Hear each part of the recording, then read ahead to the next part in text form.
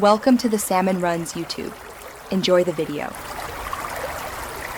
You begin on cycle day 1 by confirming menstruation start. This gives your baseline.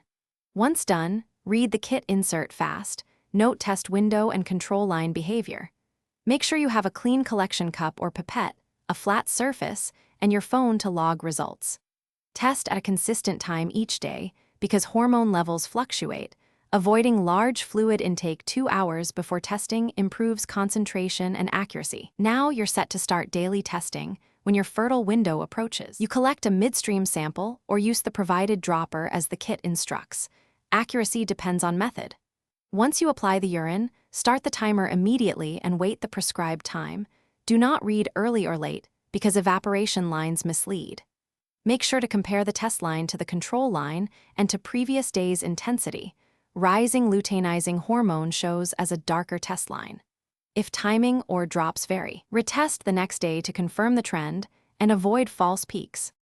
You confirm ovulation readiness when the test line equals or is darker than the control line.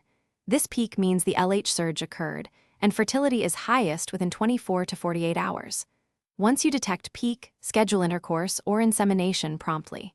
Make sure to continue logging for follow-up cycles. Patterns help predict next time. If results are faint, inconsistent, or absent, consider concentrated morning urine errors, interfering medications, or expired tests.